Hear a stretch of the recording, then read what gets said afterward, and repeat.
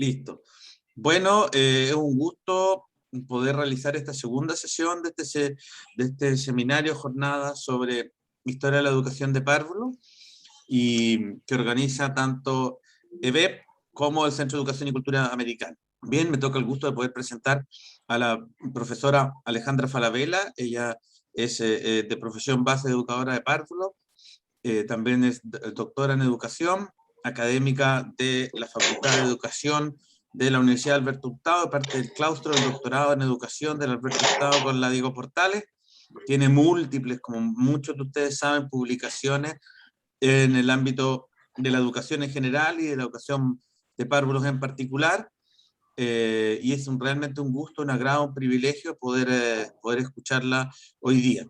Alejandra tiene media hora para exponer, para después, como la vez pasada fue mucho más grato que el expositor, que era muy aburrido, fue el espacio de las preguntas y de las intervenciones. Así que sin más preámbulo, Alejandra. Súper, muchas gracias, Benjamín. Bueno, voy a poner la presentación.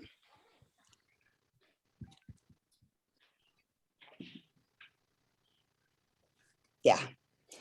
Bueno, lo primero es contarles que esto es un trabajo que venimos haciendo como de distintos proyectos que hemos ido juntando, y esta sección en particular sobre la dictadura, en este momento la estamos trabajando. Entonces lo que nosotros le vamos a presentar es algo que aún lo estamos trabajando, por lo tanto nos interesa sobre todo para nosotros todo lo que nos puedan comentar en el chat, preguntas o después conversar.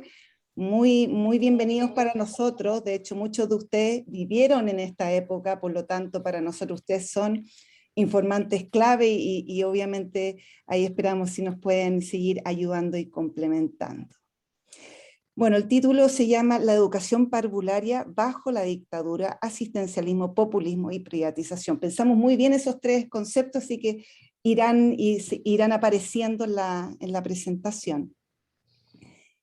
Este estudio en realidad es parte de un proyecto más amplio, ¿sí? que estudiamos. Lo que nos interesaba es mirar las transformaciones de la educación de párvulos desde los 60 hasta hoy en día.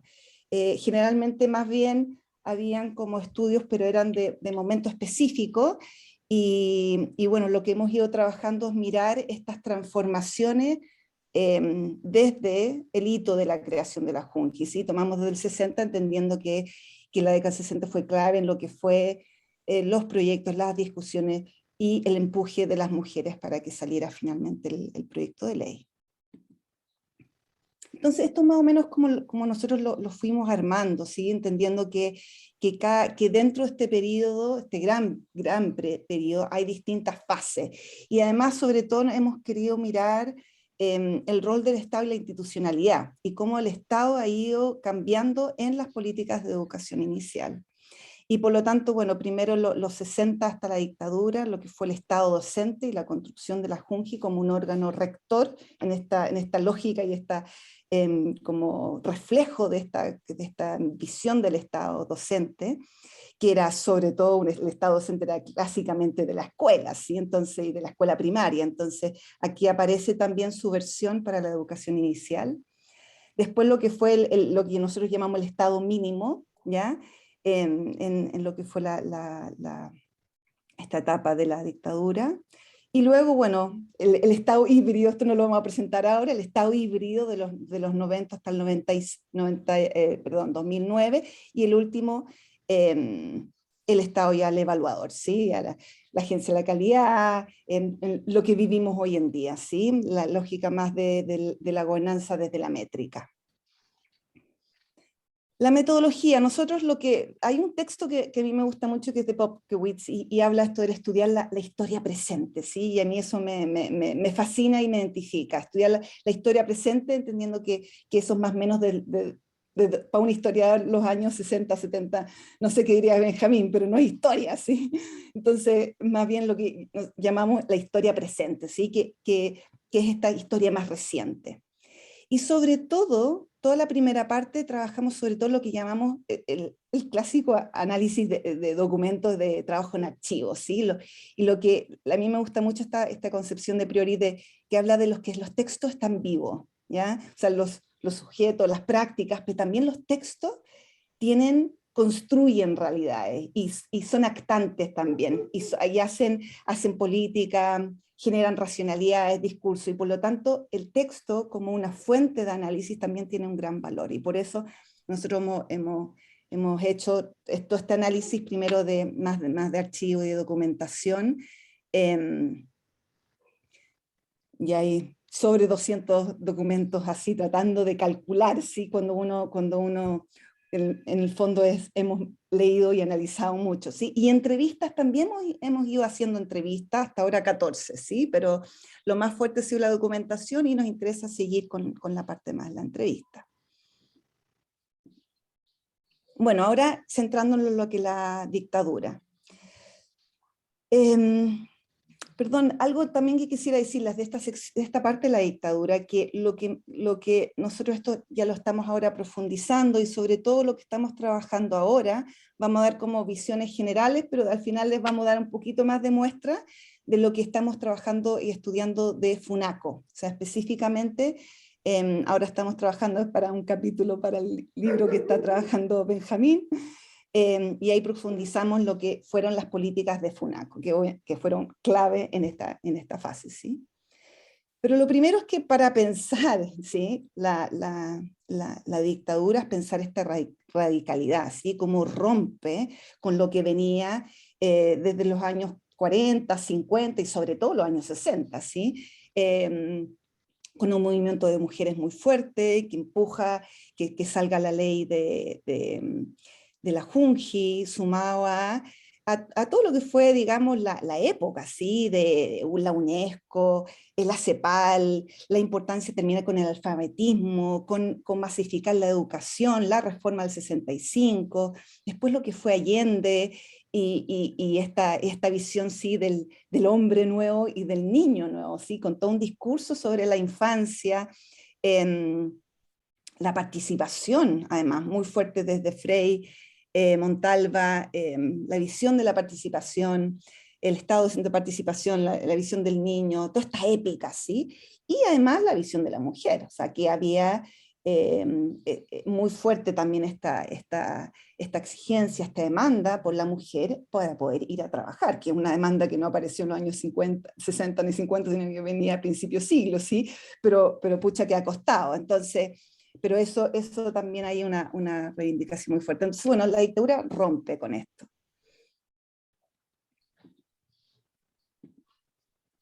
Ahora, me gustaría primero como compartir con ustedes como los análisis como de la racionalidad de este régimen, ¿sí? ¿Cuál es la racionalidad política que estaba detrás?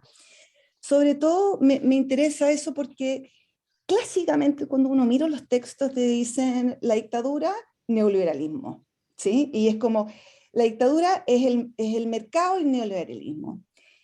Y en realidad lo que tratamos de plantear, y esto personalmente lo vengo trabajando hace tiempo, ¿sí? Es entender que el régimen de la dictadura en realidad es una combinación de distintas racionalidades, no es puramente neoliberal, ¿sí? Y además el neoliberalismo pensaba como la libertad, ¿sí? Y esto es una dictadura. Entonces, en primer lugar, pensar la política al horror. O sea, yo creo que no se nos puede olvidar que cuando pensamos en la dictadura estamos pensando en que hay personas que estaban torturando, matando, y entre ellos habían profesores, ¿verdad? La trabajadora social de la Junji, y entre otros. Cerraron el SUTE, ¿sí? Del gremio de profesores. O sea, era una época de control, de autoritarismo y de una política sistemática de violencia y de horror, ¿sí? Por lo tanto, hablar del neoliberalismo no es así nomás, ¿sí? El neoliberalismo con violencia y con horror desde el Estado. Y además con conservadurismo, ¿ya? Y eso tampoco se nos puede olvidar. Hello. Como lo clásicamente Mira, la versión que se tiene del neoliberalismo es esta idea como educación parvularia en dictadura. Espera, hay alguien que tiene el micrófono prendido. ¿Le podemos pedir si lo puede apagar, por favor? Gracias. También la visión clásica del neoliberalismo, ¿sí? Esta idea como o cómo se ha vendido, ¿sí? El neoliberalismo en el mundo, ¿sí? Como esta versión más yanqui, como el comunismo, la dictadura, ¿sí? Y el neoliberalismo, la libertad. Pero este es un neoliberalismo con una política de error y con políticos de conservadurismo. Miremos esa imagen de la Alicia Iriarte, ¿sí? En general, los símbolos durante la dictadura son muy importantes. No sé si ustedes tienen como las imágenes, que si recuerdan qué imágenes les vienen. No sé si alguien quiere, por ejemplo, esa capa, ¿sí? De Pinochet, esa capa es muy teatral, ¿sí? Y en Diego Portales cuando él hablaba, y detrás este ícono de la independencia de Chile, 1810 y 1973. Entonces, había muchos símbolos muy importantes. Ahí, por ejemplo, ven a Lucía una cruz de oro grande. Detrás sí está la bandera. Y bueno, todo lo que es el patriotismo, patriotismo, lo conservador, las imágenes de lo cristiano, ¿sí? Y los textos en general, les voy a leer algunos aquí, ¿sí? Por ejemplo, este que es un libro de Funaco, ¿sí? Dice, por ejemplo, siempre será emocionante registrar en nuestras almas la relación de la persona que ayuda o sirve. En general, además, esta es una idea del conservadurismo muy además empalmado con una visión de la mujer abnegada, ¿sí? Está una mujer abnegada, sacrificada, que da todo por su patria, y en este caso por su marido, ¿sí? Que trabaja voluntariamente, que no espera sueldo. O sea, hay una visión de clase también, ¿sí? Es una mujer que además tiene un hombre, o sea, subtexto, tiene un hombre que la mantiene, y ella puede voluntariamente trabajar para otros, ¿sí? Y bueno, obviamente mirado desde un registro feminista, es la construcción de la mujer que tiene que trabajar sin pago, ¿sí? Siempre será emocionante registrar en nuestras almas la relación de la persona que ayuda o sirve con el citado enfermo, porque en esta comunicación se reconcilian los valores humanos, vuelve a brillar la nobleza de la humanidad, y todo queda expresado en unos ojos agradecidos y llorosos, que es la visión del niño, ¿sí? El niño pobre, que miran confiados los días que vendrán mientras estrechan las manos como un pacto de amor entre la madre, además la mujer que tiene que amar, ¿sí? Per se, ¿sí? Entre la dama que entrega afectuosa su ayuda y al ser desamparado que recibe esperanza. De nuevo, esta visión además del pobre como alguien sin visión política, ¿sí? sin exigencias, alguien como eso, desamparado, ¿sí? Incluso fíjense en la imagen de Funaco, es la que está a la izquierda, ¿sí? Pero la veíamos y primero este color dorado, ¿sí? Y resuena con esta imagen también de la Virgen María, ¿sí? Símbolo católico. La visión en general de la pobreza, ¿sí? Es importante tener en cuenta que los menores ingresan a los centros abiertos, provienen de hogares pobres en el que el nivel socioeconómico es muy bajo, por ello los pequeños que acuden por primera vez se ven tímidos, retraídos, inaccesibles y con frecuencia físicamente disminuidos. Bueno, ¿sí? Y en el otro se debe estar perfectamente equilibrados entre el amor por los más pobres y la racionalidad administrativa. Entonces, bueno, ahí está cómo uno va viendo esta visión también ahora asistencialista, ¿sí? Conservadora. Entonces vamos agregando nuevas hebras, o sea, tenemos el horror, tenemos lo conservador, tenemos lo asistencialista. Y además quisiéramos decir el populismo, ¿sí? O sea, no sé cuán conocido es, o sea, generalmente Pinochet es conocido como un dictador, ¿sí? Pero si uno lee sus discursos, son tremendamente populistas, ¿ya? El populismo tiene ciertas características, por ejemplo, esto de poner el bueno y el malo, ¿sí? Los marxistas y nosotros, ¿sí? Y generar este terror de lo que va a venir, y si no tienes que venir conmigo que yo te voy a salvar. También el populismo lo que hace es enaltecer una persona, ¿sí?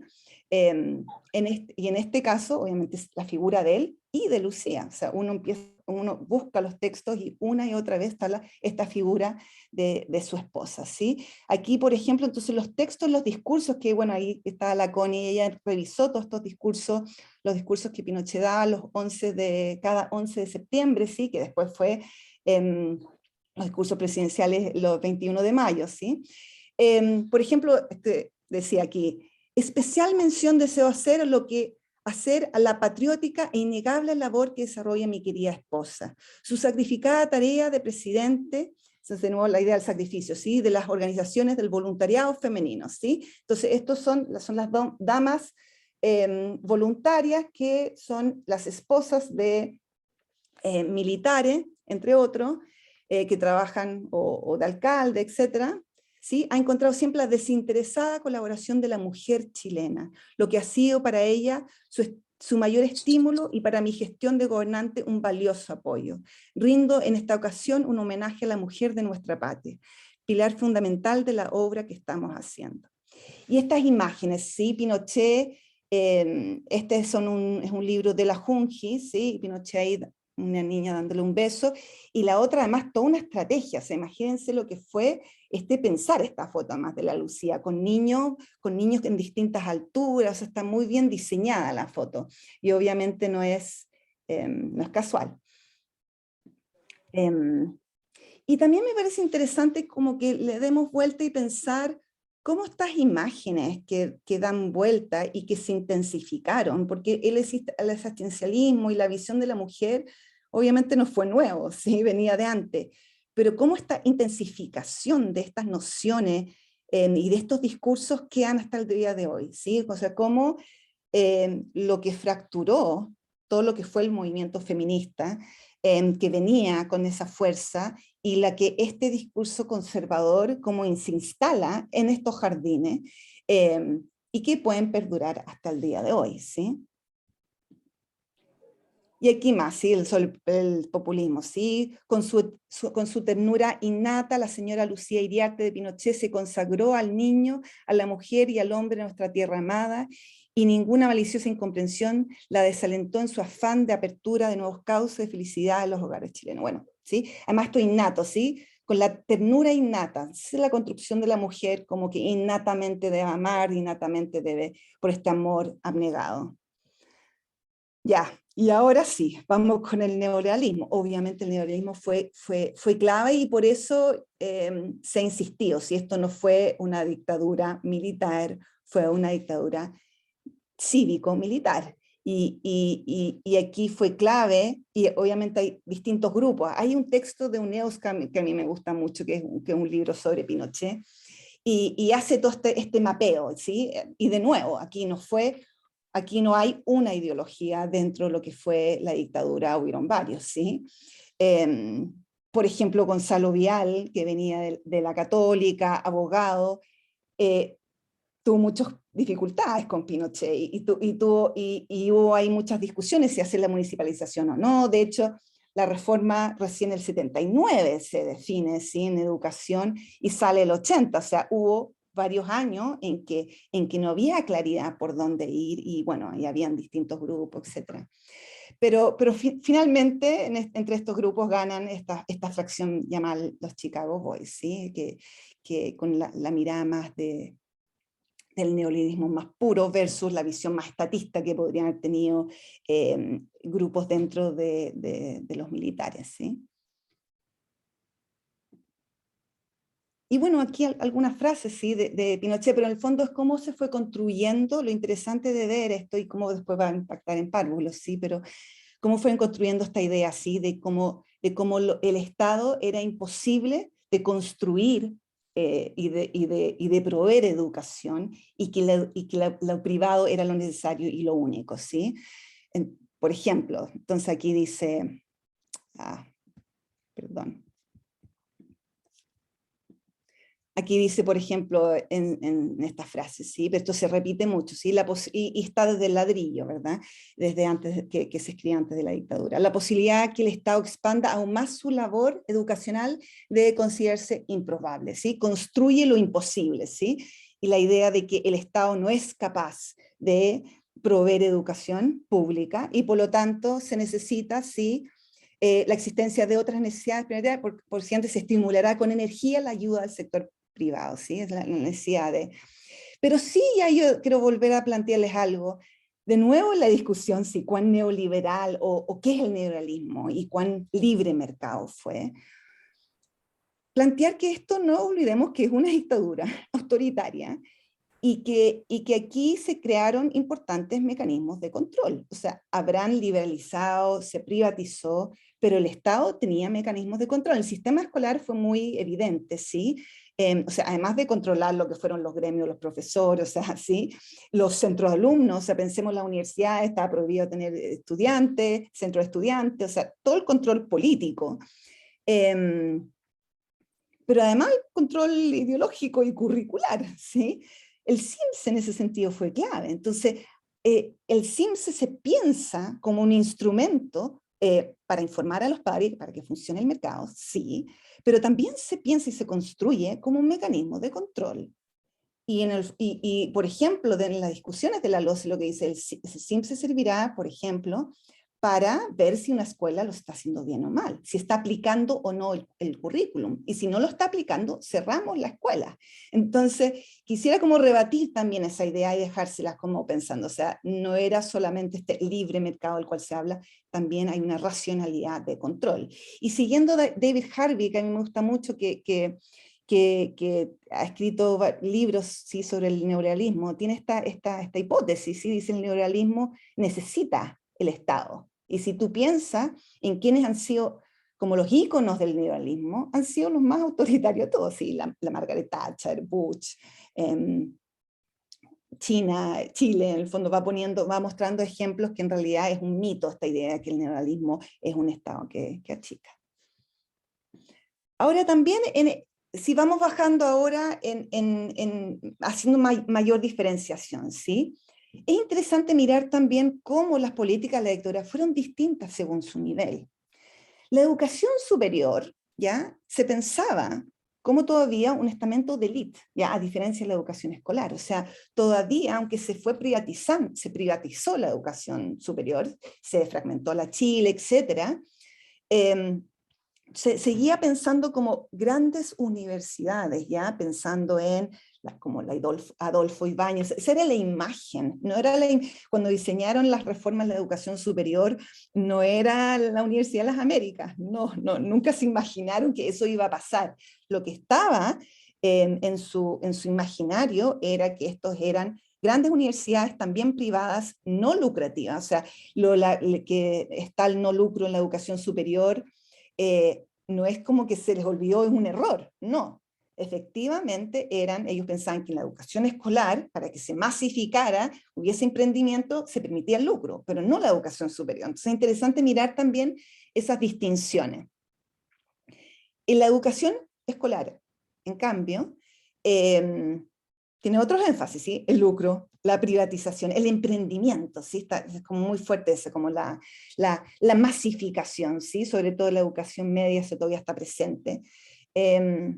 La estandarización en lo que fue el CIMSE y la desprofesionalización, ¿sí? Recordemos, y la desprofesionalización también en la educación de párvulo, que de hecho se empieza a permitir que se saca de las universidades la formación de las educadoras de párvulos como también de educación básica, ¿sí?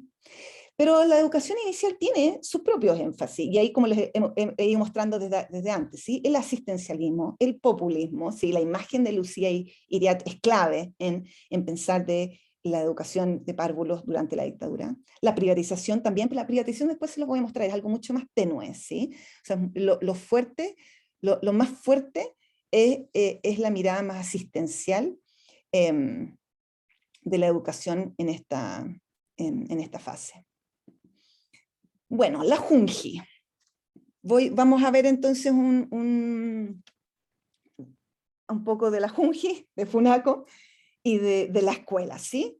La Junji pierde su la Junji es otra, o sea, la Junji, y además lo tremendo, ¿sí? Cuando uno sigue toda la historia de los años 60, es que la Junji pierde su poder político y nunca realmente lo recupera. Y de hecho hoy en día, ya con la reforma de la Agencia de la Calidad, la Junji en realidad es un proveedor más, ¿sí? Porque además tampoco ahora tiene un rol fiscalizador. Pero la Junji se imagina como una institución con poder político que emana y construye la política de la educación inicial, autónoma del ministerio, ¿ya? Y eso lo pierde. Bueno, de hecho, se elimina lo que fue el Consejo Nacional, el Consejo Técnico, ¿sí? Que eran estas instancias de reflexión, de análisis, de participación para pensar la educación inicial. Se traslada además al Ministerio Interior, donde está esta sección de desarrollo social y acción social, como una visión mucho más asistencialista, aunque después se vuelve al ministerio, ¿sí?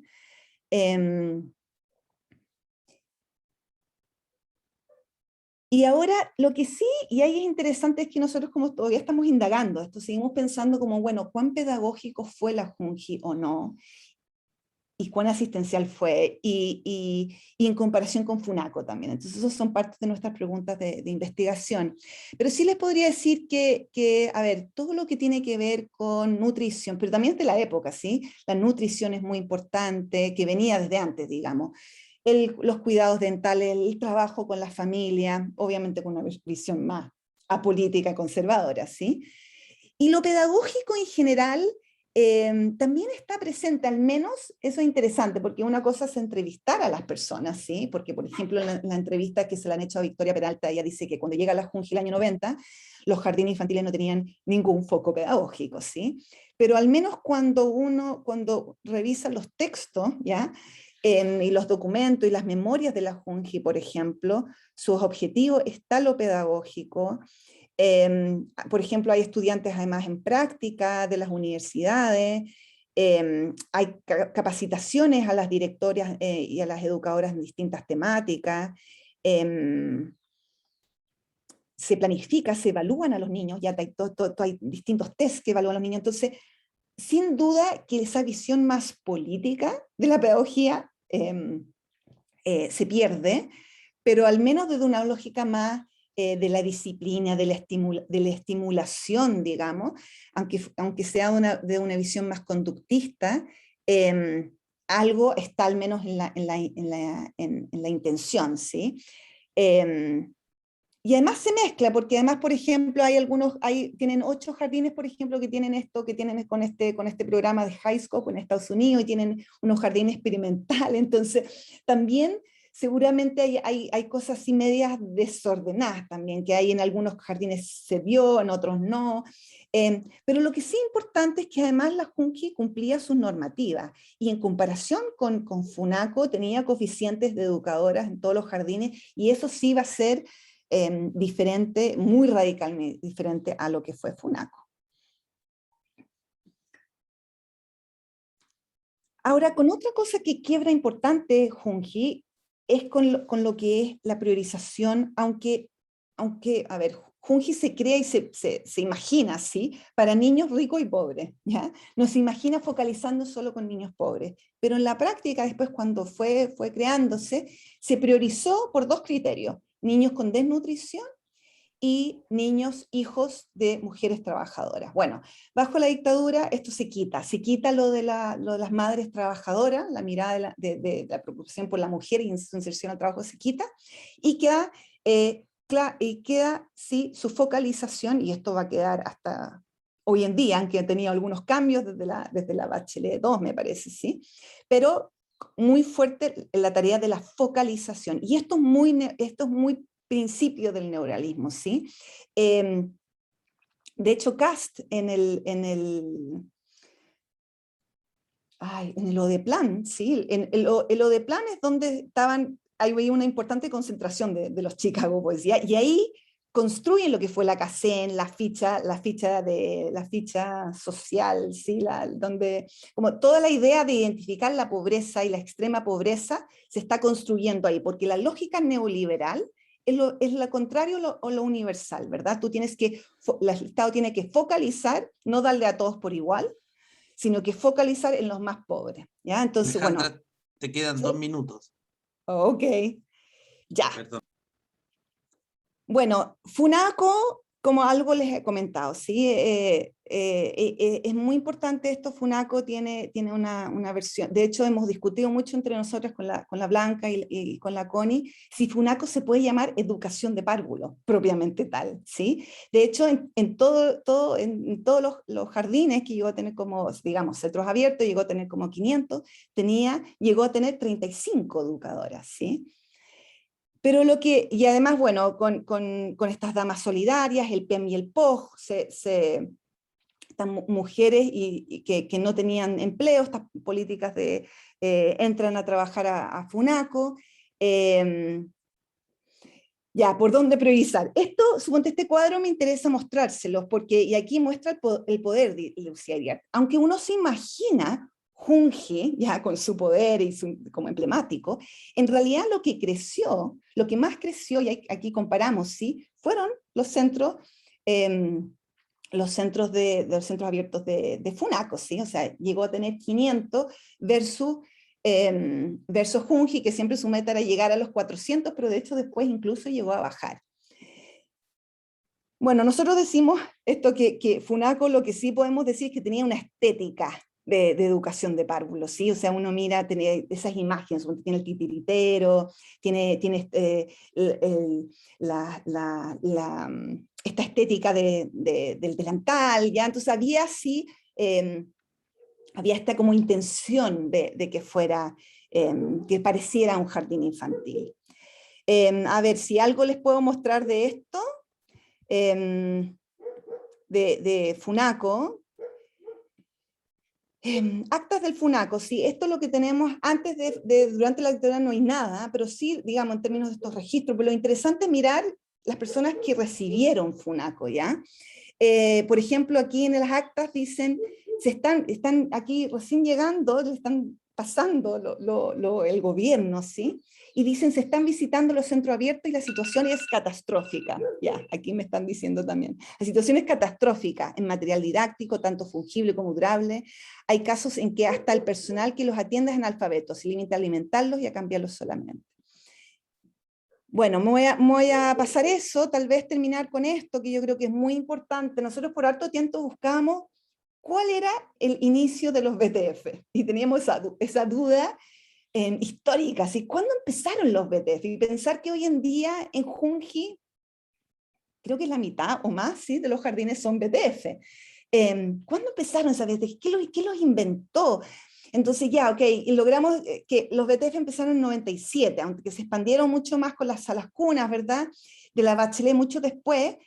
Ok, empezaron lentamente en el 97, entonces pensamos que era de la concertación, una política de la concertación. Y luego encontramos esto, ¿sí?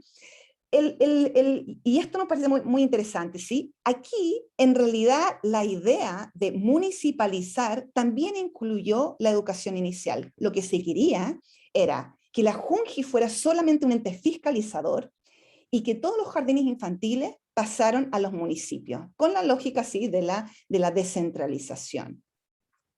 Ahora, la municipalización, ya los que conocen más de ese proceso, fue caótico, al final fue mucho más caro de lo que se esperaba, hubo una crisis económica entre media, habían personas que no estaban de acuerdo, etc. Entonces, de hecho, tuvo dos momentos la municipalización, empezó el 81, 82, después se paró, y después se volvió, sí, al finales de los 80. Entonces, aquí la Junji hizo un plan piloto y traspasó 18 jardines a Pudahuel, ¿ya? Entonces eso fue una experimentación, pero finalmente no resultó. Pero es interesante eso de pensar y de entender cómo una cosa es cómo los gobiernos piensan y planifican las cosas, y después otra cosa es, fueron tantos cambios lo que hicieron durante la dictadura, que no alcanzaron a hacer todo lo que hubiesen querido, ¿sí? Y esta es una. Y los BTF, ellos hacen un cambio, el 89, antes de terminar, hacen un cambio en la ley de la Junji y ponen ahí, y ahí crean la figura de la BTF, ¿sí? De los BTF. Y entonces la Junta podrá encomendar la ejecución de acciones y entregar la administración de los jardines o bienes de su propiedad a las municipalidades o a entidades de derecho privado. Ahí está, ¿sí? Bueno, y lo último para cerrar como las distintas dimensiones, la escuela. Y ahí es clave también entender, las escuelas tuvieron Y ahí me interesante, como después no sé si lo podemos conversar un poco más, esta discusión sobre la escolarización y el kinder obligatorio. La Junji siempre se definió como a cargo, ahora revisando los documentos lo volví a pensar, siempre lo definió como a cargo de 0 a 5 años y no 0 a 6. Y claro, ya las escuelas de párvulos anexas, ¿sí? Desde principio de siglo, digamos, estaba esa lógica, ¿sí? Anexas a la escuela. Por lo tanto, el kinder ya estaba instalado en la escuela, pero lo que agrega la dictadura y la novedad es que agrega un subsidio para el prekinder, el NT2, ¿sí? Lo que hoy en día nos está costando, ¿sí? Porque tenemos el 99% de los niños y niñas desde los 4 años en el sistema escolar, a pesar de que es de educación de párvulos, ¿sí? Y parecido a hoy día, de hecho, la mayoría de los niños estaban en el sistema escolar, ¿sí? Porque, bueno, se entiende también porque se estaba ampliando cobertura en los niveles más bajos. Bueno, eso es lo que les puedo contar, así que ahora abierta a preguntas y comentarios.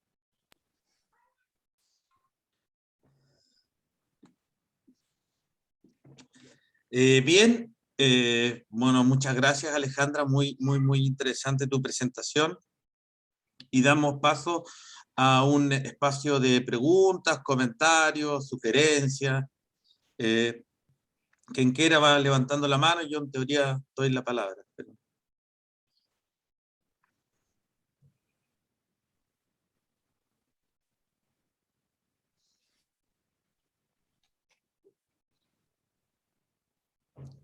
Chan, chan. Que no me hagan partir a mí, porque yo sí tengo preguntas, pero siempre que modero termino partiendo yo, entonces, por favor.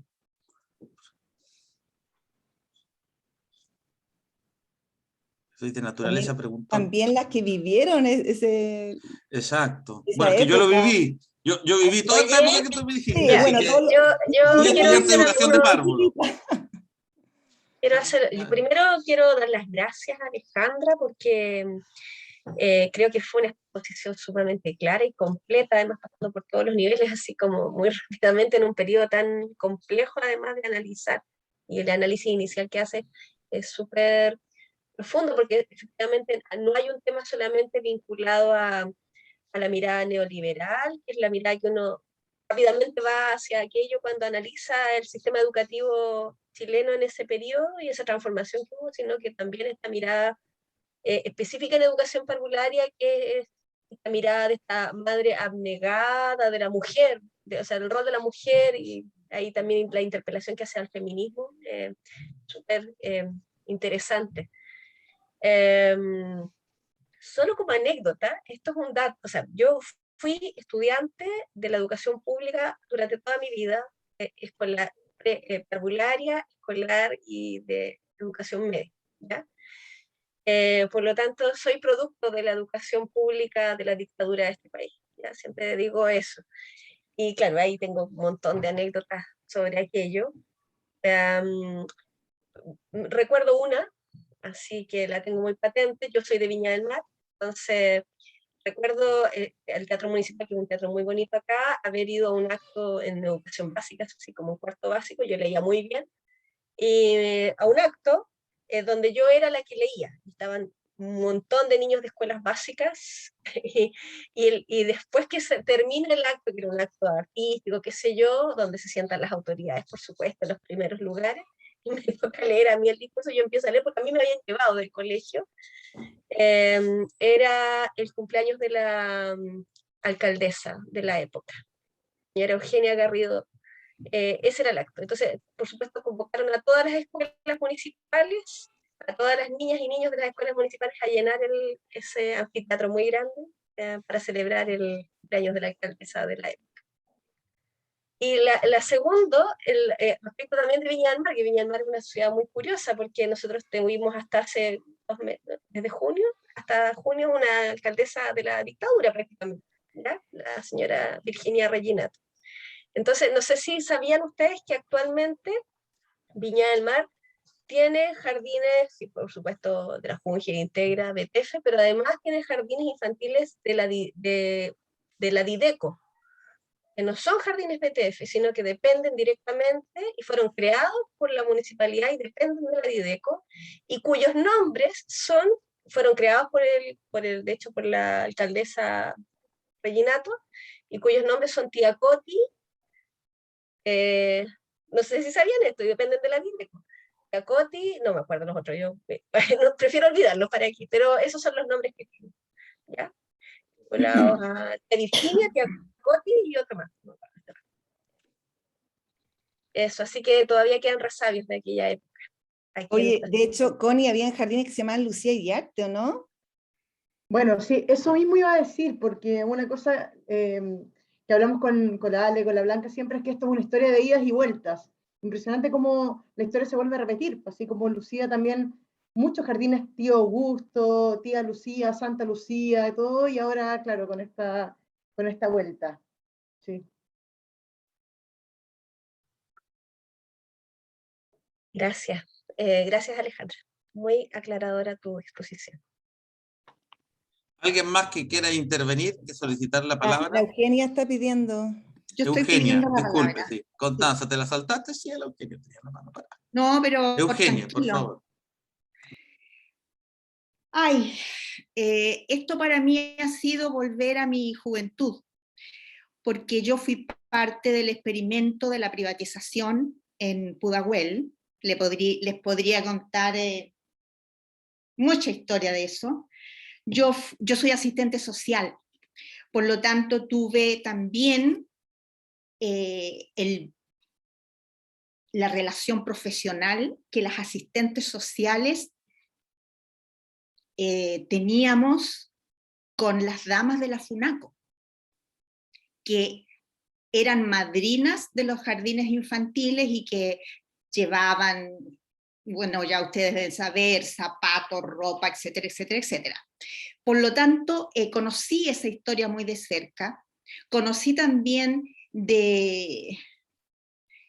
por decirlo así, de los berrinches a veces, porque a ellas les controlaban su labor de voluntariado, pero muy, muy, muy estrictamente. O sea, esto era un voluntariado entre comillas, por decirlo así. Pero además, todo lo que ha dicho Alejandra, todo lo que ustedes han investigado, y aquí veo a la Blanquita Barco, que fue nuestra compañera en el departamento también, que está participando en esto, por supuesto que todo es parte de esta historia. Pero como la historia es compleja, no es tan lineal. Así como se habla del conservadurismo, del populismo, del neoliberalismo, ¿verdad? También en esos años, por ejemplo, voy a hablar del experimento de la privatización, también había resistencia, por decirlo de alguna manera. Estamos hablando de educadoras de párvulos jóvenes que venían de la universidad, de las universidades tradicionales, que venían con una formación y con mucha vocación, y para quienes ser parte de un equipo educativo en momentos de una crisis económica atroz, en donde para una sala cuna de 40 niños teníamos 300 postulantes, y quedaban fuera niños desnutridos. O sea, con eso les digo todo lo que significaba para nosotras asistentes sociales que debíamos hacer la selección, tener que dejar niños desnutridos fuera porque no teníamos posibilidades de ingresar. Ahí nació el CONIL, ¿verdad? El CONIL, que era la derivación mutua, o sea, nosotros derivábamos al CONIL los niños que quedaban en listas de espera y ellos nos derivaban a nosotros los que ya se recuperaban. O sea, esas educadoras de párvulo, esas técnicas en educación parvularia, o sea, fueron de una entrega que yo, pero reivindico de una manera profunda, porque además hicieron educación parvularia, y yo no estoy tan de acuerdo con que no hubo un enfoque pedagógico. Quizás yo reconozco en todos los méritos la gestión de Victoria Peralta en la Junji. Creo que ella le devolvió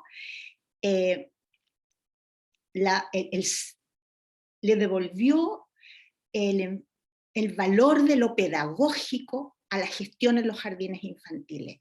Pero yo que viví en terreno, en Pudahuel, en Maipú, en o sea, en la región metropolitana, puedo dar fe de que había educación allí, de que había trabajo pedagógico, de que habían educadoras, pero rigurosas con su quehacer. ¿Ah? Y también de las dificultades que enfrentaban para poder hacer esa labor. Enormes, terribles. O sea, porque cuando tú hablas, Alejandra, de esos 18 jardines infantiles de Pudahuel, yo fui traspasada, por decirlo así, al municipio, en lo que en ese tiempo, no sé si alguien les comentó esto, se llamó la Operación Culebra. ¿Por qué se llamó así? Porque a las personas que nos enviaron, nos relegaron, decíamos nosotras, a Pudahuel, nos tuvieron que indemnizar. Por lo tanto, se buscó a aquellas educadoras y a todo el personal, digamos, con menos experiencia, porque la indemnización iba a ser menos onerosa.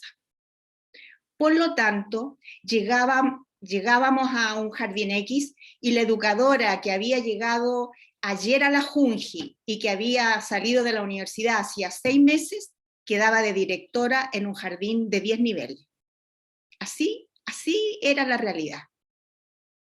Bueno, pero ahí se formó también un grupo férreo, porque, como ustedes también decían, el rol que le correspondió a la Junji respecto de esos jardines era de fiscalizar. ¿Ah? Y había que dar muestras de que lo hacíamos bien. Pero otra cosa importante es que fueron las mismas educadoras, fuimos las mismas personas trasladadas las que empezamos a poner de manifiesto las dificultades y las diferencias que empezaron a darse con los jardines, con el personal de los jardines que permanecieron en la Junji. Por lo tanto, al final del 82, fue 82, 83, 84, Bajut, que era el alcalde de Pudahuel, cuando nos reuníamos en alguna asamblea, y decía, yo lo único que quiero es que ustedes vuelvan a la Junji, porque el hoyo económico que nos ha dejado este experimento es insalvable a esta altura, porque claro, los jardines son caros de mantener y de mantener bien, y por otro lado, tenía una comunidad que demandaba y que exigía y que afectaba la imagen del municipio también cuando las cosas no funcionaban. Porque bueno, había un trabajo con familia. Nosotros, las asistentes sociales de la Junji en aquellos tiempos, sabíamos que estábamos haciendo un trabajo que iba a ser muy importante para empoderar a estas mujeres cuando fuesen apoderadas de los colegios, por ejemplo, después. Por lo tanto, allí hay un trabajo comunitario muy importante, porque en ese tiempo eran tiempos de protesta. Entonces, por eso quiero decir que estos equipos trabajaron en la primera línea, por decirlo así. Protestas, pobreza, desnutrición, una demanda insatisfecha terrible. Y bueno, no fue fácil, pero tampoco podemos decir que en esos jardines no hubo educación parvularia. Creo que es injusto, creo que es ingrato plantearlo de esa manera. Bueno, el tema de la focalización, que hasta hoy día existe en nuestro país, desgraciadamente, porque para la CACEN la mayoría somos ricos, ¿no? Pero en ese tiempo de la focalización social dependía el presupuesto de la Junji, así de sencillo. O sea, si el porcentaje de niños que se ingresaban no correspondían a los sectores más pobres y cuyas madres no trabajaran, bueno, la Junji veía resentido su presupuesto finalmente. Ese era un tema muy, muy importante. Y Odeplan, como decía Alejandra, era quien controlaba y planteaba cuáles iban a ser los parámetros para evaluar esa focalización. Eso quisiera comentar, me parece muy interesante el tema de la nutrición, el tema del asistencialismo, era muy central, porque vivíamos en un momento de crisis económica tremenda. O sea, tampoco yo creo que podría haber sido de otra manera cuando, como les decía, la oferta era tan baja respecto de la demanda, y cuando las condiciones de vida, Pudahuel estábamos rodeados de campamentos, pozos negros, niños desnutridos, con una cantidad de infecciones producto de las condiciones de vida. Entonces el tema de la higiene, la nutrición era clave, el tema de la relación con los consultorios para los programas de vacunas, de control de niños sanos, etc., fue férreo, porque de otra forma no habríamos podido hacer la vida un poquito más llevadera para esa familia y para esos niños. Eso, la verdad es que me vienen a la memoria tantas experiencias, pero me parece que es bueno que se estén rescatando estas historias. Así que si en algo puedo servirles, cuando quieran. Guardo mis cuadernos de trabajo desde que entré a la Junji, con reuniones, bueno, tengo antecedentes. Disculpe, profesora, ¿qué año entró a trabajar en la Junji? En el 77.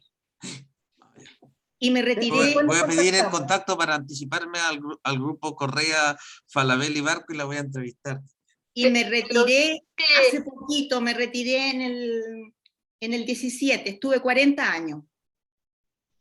Oye, les dije que la Quenita era clave, se los dije, ¿o no? Sí, sí. Bueno, lo último que quisiera decir es que no sé si ustedes saben que ese intento fallido de privatización, les comentaba yo que terminó porque finalmente el municipio, ahora, el Bajut en todas sus reuniones les planteaba a los demás alcaldes, porque al comienzo se peleaban por ser el primer municipio que recibiera jardines, pero después de la experiencia, y después de la experiencia de Bajut, les decía, pero por ningún motivo, no se ofrezcan para esto. Y allí yo creo que las educadoras de párvulo, planteando sus problemáticas, fueron quienes forzaron. Imagínense, después de haber sido indemnizadas, de haber sido municipalizadas, vuelven todas a la Junji. Y vuelve la gente incluso del PEM y el POG, que eran trabajadores de los jardines infantiles en funciones de aseo, etc. Todo el mundo vuelve a la Junji y es contratado por la Junji, y a las educadoras se les reconoció su antigüedad. O sea, ese es un logro de ellas, y de plantear allí que iban perdiendo, por ejemplo, en remuneraciones respecto de sus colegas de la Junji, beneficios, o sea, la brecha se iba ampliando en desmedro de la gente que estaba municipalizada. O sea, eso fue, y nunca se dijo mucho de eso, no salió ni en los diarios, ni en ninguna parte, pero esto fue muy importante. O sea, todos de vuelta a casa. Eso. Oye, perdone que les voy a decir una anécdota, me había olvidado lo de los cuadernos, ¿ah? La Quenita tiene todos los cuadernos, todo, y tiene una letra súper buena, así que lo van a entender todo. Pero ¿ya? la verdad es que después de 4 años de retirada ya estoy por deshacerme de todos esos cuadernos. ¿Viste? Porque son ¡Antes que los bote! Sí, son demasiado. Oye, Sí. Y otra cosa, tiene fotos, tiene una foto preciosa de ella, creo que el primer año que estaba entrevistando a la gente para la entrevista social, tiene una foto preciosa. Y además, ya tantos años en la Junji, ella para nosotros es una educadora más. Mira, pero yo soy una admiradora de las educadoras y de las nutricionistas de las que aprendí mucho, pero les quiero decir que era tanta la demanda para la inscripción de jardines que yo llegué un día lunes y un día miércoles me tenía que presentar en un jardín de San José de Chuchunco, ahí en Maipú, para inscribir. Las familias se iban a las 4 de la mañana a hacer fila para recibir números. Por lo tanto, tenían que llegar los carabineros. Cuando yo llegué ese día a inscribir y veo carabineros en el jardín, dije yo, aquí me van a llevar detenida porque yo no voy a alcanzar a atender a toda esta gente hoy día, más o menos. Pero era algo, era la demanda, es que ustedes no se la pueden imaginar. Y por otro lado, era demanda de gente que lo necesitaba mucho. Y era realmente conmovedor saber o escuchar a las mujeres que a uno le decían, quizás yo no soy tan pobre como la otra señora que está esperando, pero igual necesito esta vacante.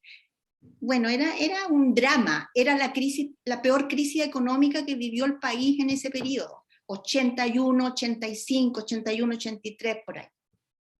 Terrible. Ya.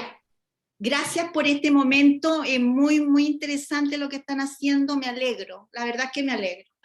La felicito. Oye, Eugenia, para responderle a la Eugenia, que toda la primera parte, nosotros lo que hicimos ahí es un análisis del discurso de la política. De hecho, la diapositiva dice cuál es la racionalidad de la política, entonces en el fondo está analizado desde eso, desde la racionalidad. En el fondo no, ahora recién, en el fondo no es una historia de los actores y por lo tanto de las educadoras, las técnicas, las nutricionistas, no es una historia de ellas, sino que esa parte, en el fondo, del estudio que es más bien del análisis de la racionalidad de la política. Sí, sí. Y en el fondo cómo se mezclan esas distintas cosas. Pero es súper interesante escucharte y como les comentaban, una de nuestras preguntas era cuán pedagógico o asistencial o no era. Por ejemplo, en lo de FUNACO, que hemos investigado más, tenemos un poquito más de respuesta. O sea, FUNACO, y de hecho hoy día conversamos entre las tres, ¿qué es lo asistencial? O sea, ¿y cómo diferenciar lo que es asistencial y algo que es pedagógico? O sea, que creo que también es una buena pregunta. ¿Qué define, qué es una guardería? Pues yo creo que hay muchas guarderías o uno podría ir y las personas que trabajan con los niños van a definir que ellos están educando a esos niños. Entonces, ¿qué es? Tampoco es una división muy, muy clara. Es como la que se hace entre el cuidado y la educación. Como si tú, cuando haces cuidado, no estás educando, pero cuando el niño está en las condiciones en las que estaba, eso era imprescindible. No podías educar si antes no te preocupaba de la nutrición, de las condiciones en las que esos niños, etcétera. Hay un tema ahí también, si el cuidado, si la educación es excluyente del cuidado o del asistencialismo, dado el contexto en el que se está desenvolviendo esa comunidad educativa, ¿no? Benjamín tenía preguntas y la Connie. No, primero la Connie, dale. Quería decir algo que es muy interesante escuchar a Eugenia también, porque se me hace más evidente el contraste entre Junji y FUNACO. O sea, cuando revisamos las memorias de FUNACO y entrevistamos a gente que trabajó en FUNACO, que incluso, porque FUNACO siguió post en la democracia, digamos, el nombre vino después, 91. Entonces, cuando vimos gente que trabajó en FUNACO en tiempos de democracia, lo que cuentan es que había una pregunta que era como, ¿ustedes dirían que FUNACO tenía algún componente pedagógico? Y todas, así, pero no, no. Con suerte algunos centros tenían estudiantes en práctica y esos centros tenían la posibilidad de tener algunas planificaciones y nos empiezan a decir, bueno, de las técnicos que estaban ahí, que muchas eran analfabetas, que algunos no habían terminado la enseñanza básica, también el trato que tenían con los niños, el poco material didáctico. Entonces hay un montón de cosas que al escuchar a Eugenia se me hace mucho más evidente de que eran dos instituciones completamente distintas, y sostengo mi hipótesis de que no era educación parvularia finalmente, aunque en los textos de la época y actuales todavía, cuando se habla de este tiempo, FUNACO se considera como parte de la expansión de la educación parvularia, pero es porque atendía a los niños en esa edad. Eso quería. Ahora, y agradecer a Eugenia. había una diferencia importante, ¿saben qué? Yo visité jardines de FUNACO en esos años. La infraestructura que tenían los jardines de la FUNACO era, comparada con algunos nuestros, era espectacular. O sea, ellos tenían una muy buena infraestructura, como ustedes dicen, los niños tenían su delantal, o sea, todo ahí se notaba que había más recursos pero las familias tenían muy claro la diferencia entre un centro abierto y un jardín infantil. Estoy hablando en aquellos años, porque creo que lo que ha llegado a ser Integra es admirable también. Me voy a dar la palabra. Benjamín, ¿quieres hablar? Sí, quiero hablar. Dos como comentarios. El primero es que yo no estoy muy de acuerdo con que en educación de párvulo, y no para absolver al golpe de Estado, el golpe de Estado sea tan decisivo. Porque creo que los imaginarios, o para citar a la profe Cynthia Adderley, los mosaicos metafóricos de la educación de párvulo preexistente, por un lado no responden, porque no existió Estado docente antes del 73 en educación de párvulo, no responden a ese imaginario que de alguna manera se transfiere, existió un Estado docente.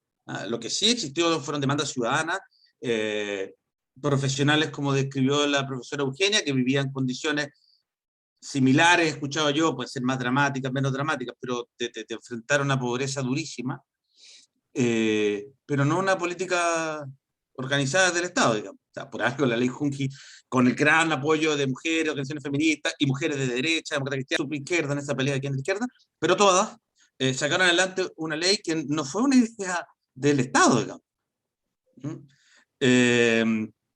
Entonces yo no estoy tan de acuerdo de que los imaginarios que vienen del periodo anterior no se mantengan vivos, y eso me parece que explica cosas como la que dijo doña Eugenia, que efectivamente en la realidad se daba un gran profesionalismo más allá de toda la, ¿cómo decirlo?, como de la tensión del momento histórico dictadura cívico-militar.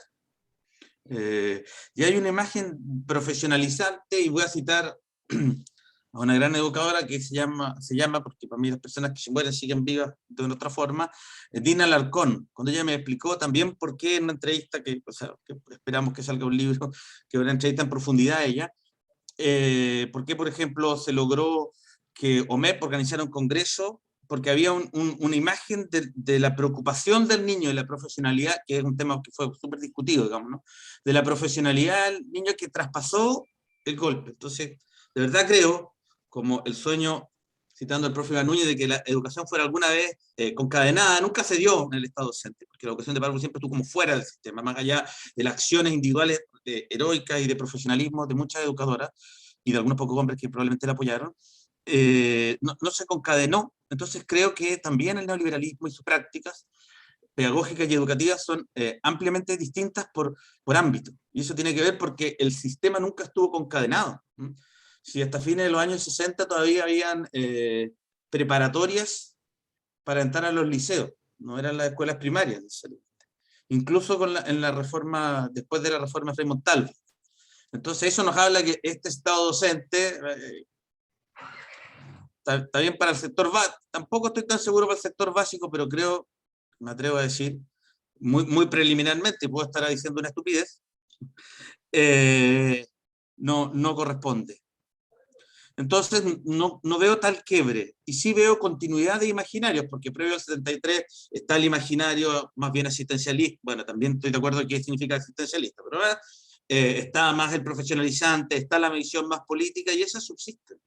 Aún los contextos represivos, yo no quiero con esto eximir de la violencia y la represión, digamos. Entonces creo que no hay tales quiebres como tal vez se da de mayor fuerza en el sistema escolar, entre otras cosas porque siguió durante Pinochet, digamos, siendo prioridad el sistema escolar, por la baja de matrícula, hubo una contracción en la matrícula, en fin, toda una serie de factores.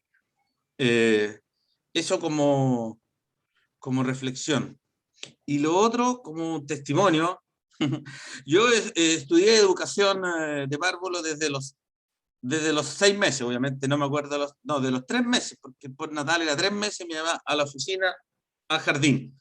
No puedo decir que me acuerdo de los 4 meses que era mi educadora, no voy a ser tan chamullero, pero sí me acuerdo de algo que yo rescato de esa experiencia, aún todas las dificultades, que era, voy a decir, una libertad de enseñanza bien entendida, que no significaba libertad de negocio, pero aclarar el punto. Yo pasé por varios jardines, pues mi mamá se cambió de trabajo, y después terminé en un jardín privado, y de esto sí me acuerdo yo, porque me lo ha contado mi mamá, entonces de repente uno se inventa que se acuerda, pero esto sí me acuerdo. Bueno, yo era un poco consentido, creo que no he cambiado mucho, y enojón. Entonces tenía, a los 4 años tenía un pañal todavía, imagínense, 4 años pañal. Y me fueron a dejar al jardín, y yo no quería ir al jardín, me quería quedar en mi casa, porque no sé, ¿no? Qué sé yo, vería televisión, y me puse el pañal en señal de protesta, ¿ah? A los 4 años, y no entraba en relación con nadie del jardín. Y estaba toda la mañana, porque estas eran las mañanas, ¿no? Toda la mañana con el pañal, y la educadora o la técnico, no sé, me daba la comida, etcétera, etcétera, y después me dejaban no interrelacionarme con los, digamos, compañeros, miembros del jardín, con las tías, etcétera. Entonces mi mamá una vez preguntó, bueno, ¿cómo se porta Jamil? Bueno, porque había antecedentes de que no se portaba tan bien.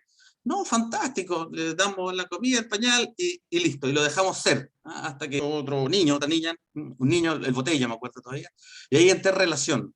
Uno puede decir, oiga, ¿eso era pedagógico o no? Porque esa también es mi pregunta respecto a los asistencialistas. Pero a mí me dejaron ser. No sé si es pedagógico, yo no soy experto en educación de párvulo, a lo mejor estoy diciendo otra burrada, pero a mí me dejaron ser, es un ejemplo súper puntual, digamos. Pero como también de repente lo que entendemos hoy por asistencialismo, porque hoy sería una experiencia terrible que dejaran a un niño, no sé, 2 meses con pañal y solo le dieran comida a los 4 años. Pero yo recuerdo eso como que a mí me dejaron ser y tener esa posibilidad de manifestar mi opinión, digamos, en el espacio público. Y eso me marcó, digamos, desde chico. No sé, podría decir que eso fue asistencialismo, fue indiferencia, fue educación. Por eso me parece súper buena la reflexión que dice, ¿qué vamos a entender epocalmente? Porque yo creo que en esa época eso era educar, digamos. No sé si ahora, yo no sé si aguantaría ahora que a mi hija le pasara lo mismo, pero eso.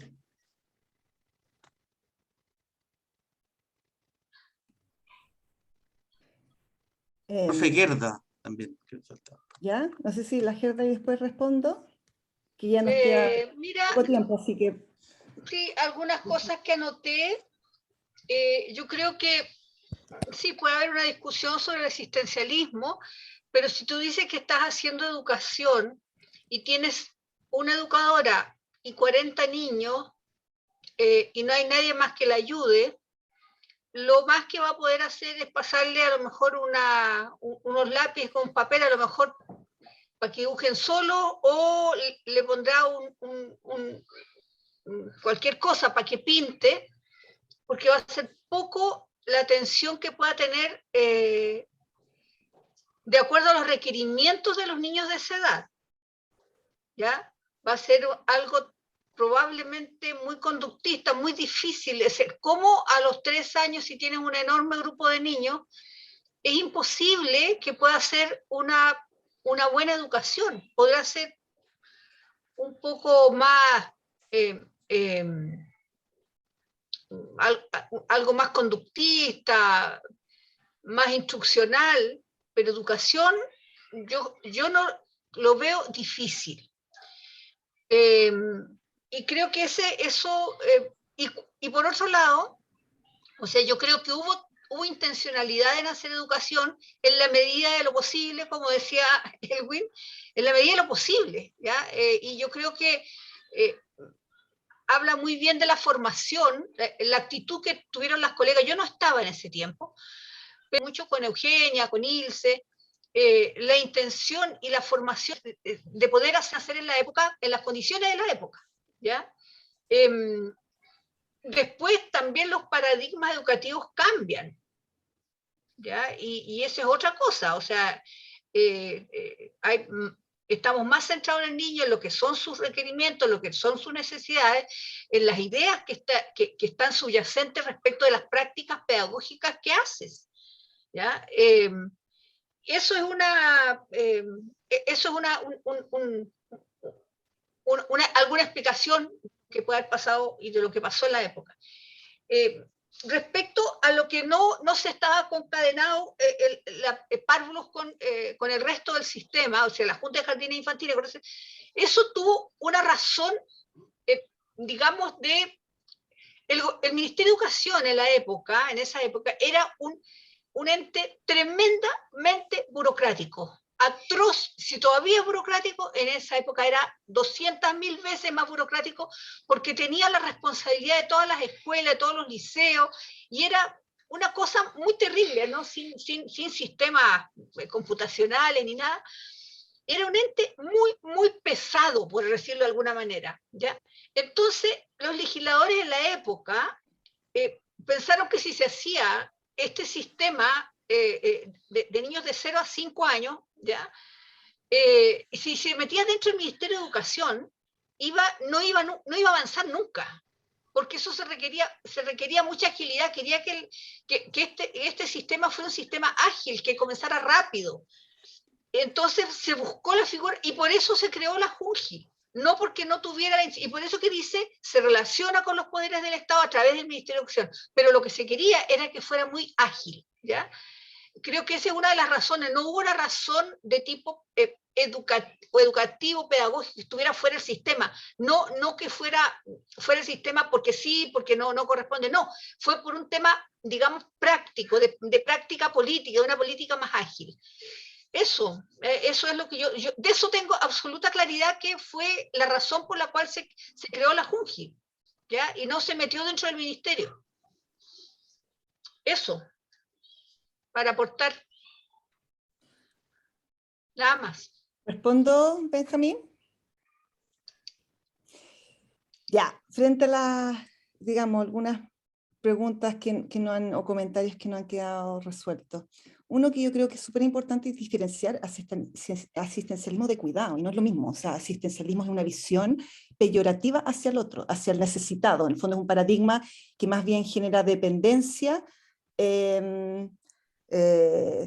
eso, que más bien tú eres un necesitado, no tienes, yo te doy y yo tengo todas las herramientas. Entonces es una visión hacia la pobreza. Entonces, desde ahí en el fondo el uso de la palabra asistencialismo. Ahora, y creo que era muy fuerte, pero de nuevo ahí es lo que presentamos ahí, la racionalidad de la política es un análisis de la política, desde la racionalidad de la dictadura, no es un análisis de los actores, ¿sí? Esa es otra historia. Entonces yo creo que ahí es súper importante como aclarar el objetivo del estudio, ¿sí? En el fondo, nosotros recién ahora estamos empezando a hacer esta parte, sí, desde Funacos con los actores, pero esa es como otra sección, pero en el fondo, cuando analizamos, decimos, hay una racionalidad asistencialista, tiene que ver con esta visión de la pobreza, ¿sí?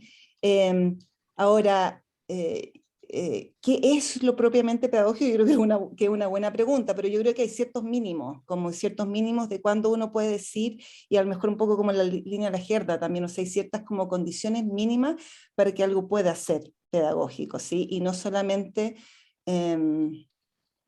digamos, claro, porque puede haber como cierta buena voluntad de querer educar, pero en el fondo una entidad pedagógica y un centro educativo tiene ciertas condiciones. Primero hay profesionales, hay personas que se han capacitado, que están formados, que están especializados, o sea, tienen que ver educadoras, y ahí hay el contraste entre la JUNJI Integra. Tiene que haber una planificación, y ahí es súper clave, tiene que haber planificación pedagógica, tiene que haber evaluación. Entonces son como ciertas cosas mínimas, porque cuando uno mira las fotos de Funaco, por ejemplo, tú ves cierto material pedagógico. Igual nos preguntamos, la habrán puesto para las fotos, entonces ahí uno no... Pero los patios, por ejemplo, hay juego, están estas cosas como que hay como hay algo como de esta, decimos, como la estética del jardín infantil. Pero de ahí a llamarlo con una finalidad educativa, pedagógica, creo que no. O sea, de frentón, y un poco también ahí lo hemos ido confirmando, como les contaba la Connie, con las conversaciones que hemos ido teniendo. Lo de la JUNJI, como les decía, todavía era, pero ahí es interesante escuchar a la Eugenia, pero claro, cuando uno lee los textos de la JUNJI se nota que es otro lenguaje, un lenguaje mucho más técnico, pedagógico, pero claro, cuando el libro de la Ferrer, de los 70, los niños de los 70, ahí se postula un poco esa idea, que era más bien, que lo central era más bien la nutrición, trabajo con la familia, y que la parte más educativa era como menos, como que una prioridad no tan presente. No sé, hay eso, pero interesante ahí escucharlas más de eso. Y la pregunta de Benjamín sobre el estado docente, yo ahí no sé si me queda tan claro, pero pero o sea, yo sí me parece que la Junji se construye con este imaginario del Estado docente y en esta visión de participación y de un órgano rector. En el fondo yo creo que eso es súper importante. Y no es esta fragmentación o esta dispersión, sino que necesitamos un órgano rector a nivel centralizado, que dirige, que fiscaliza, que provee, que expande, y eso es parte del ethos, ¿sí? de una visión de Estado docente. Entonces, ahora, otra cosa es lo que fue en la práctica, porque en la práctica, imagínate, fue recién el 71 empezó, después la UP con todos los conflictos, después viene la dictadura, entonces fue un sueño, no sé si truncado, entonces tampoco nunca tuvo la oportunidad de realmente ser lo que se esperó. Eso. Y yo tengo que decir como dos cosas. Una, que yo estoy muy convencido también por lo que alcanzamos a investigar en este libro que entrevistamos con otras dos colegas a directoras, vicepresidentas de Integra, del 91 en adelante, es que Integra, desde que se cambia el nombre, tiene un discurso oficial que busca apuntar a otra cosa respecto a FUNAC, no continuidad. Es verdad que cuando se construyó el libro de historia de Integra, y algo también nos cambiaron a nosotros, pero en fin, se trató de dar una continuidad, pero es muy claro, y sobre todo en la entrevista de Isabel Elwin, que hay de hecho le cambian a las que seguían ocupando el rol de las esposas de los generales o de los alcaldes, le cambian el nombre y le ponen solidarias, para identificar, acuérdense que era un gobierno supuestamente solidario. Entonces, yo creo que buscan yo ahí, a nivel de discurso, otra cosa es a nivel de práctica, porque eso también en ese mismo libro se desprende que esa cultura de que esto no permeaba lo pedagógico se resistió. Por ejemplo, no se sacaban nunca los cuadros de Lucía o de Pinochet y recorrían ya 6, 7 años pasados, 98, y ya estaban ahí los uniformes, bueno, todas esas cosas. Eso es como... pero Entonces yo ahí, Benjamín, yo tengo una hipótesis un poco distinta, porque yo creo que, bueno, creo que en general las instituciones, su historia siempre va a ser parte de quienes son, digamos. Y creo que Integra hoy en día está marcada con haber sido FUNACO, con su historia. Es una institución muy jerárquica, muy distinto a la Junji. Yo creo que tiene como lineamientos muy de arriba para abajo, que hay mucho menos autonomía, y tienen, yo diría, como el trauma de haber sido FUNACO, como que tienen muy marcado como esta obsesión, como casi opuesta, ¿sí? Que todo tiene que ser muy pedagógico, que todo tiene que tener objetivo, que todo... Entonces tiene como creo que es como una contrarrespuesta a su historia, es como, o sea, efectivamente, desde los 90 adelante empezó a tener este esfuerzo por ser lo pedagógico, pero creo que incluso es como esta necesidad permanente de demostrarse que no son existencialistas, y creo que en ese sentido es distinto en la Junji, que le ha dado más autonomía a las directoras, que es menos jerárquica en su lógica. Creo que ahí, bueno, eso, creo que fue una cosa, sí lo marca como es hoy día el Integra. Yo solo quise decir que desde las cabezas que empezaron a dirigir Integra lo imaginaron distinto. Otra cosa es que eso haya Sí, cambiado, no, eso de todas maneras. haya entrado, pero como el cambio de nombre no fue tan, digamos, No, fue... eso de todas maneras, o sea, el discurso, la lógica cambió totalmente. Y después siguió cambiando, después de los 2000 también, otra lógica, o sea, la lógica de la evaluación, del énfasis en lenguaje y matemática. O sea, Integra a mediados de los 2000 tenía el énfasis en lenguaje y matemática en sala cuna, por el tema del Simpson. Entonces, otro discurso. Po. No, claro. Y lo otro, yo dije el Estado docente porque si tú ves toda la lucha que fue la ley Junji, se concreta el 70, esto hasta antes no había estado en educación, salvo algunas empresas estatales y algunos jardines creados. O sea, mira, y está en la fragilidad de Junji, que la primera directora regional fuera de Santiago fue Yvonne Fontaine, que aparte era medio tiempo directora de Junji y medio tiempo directora de carrera de educación, no había acreditaciones, de educación de párvulo en la Universidad de Concepción. Y después la primera directora de Junji Valparaíso, el 73, es la misma Yvonne Fontaine, y cuando arma la oficina Junji es un banquito, y tiene presupuesto para contratar a una persona, Berta Espinosa, que también estudió allá.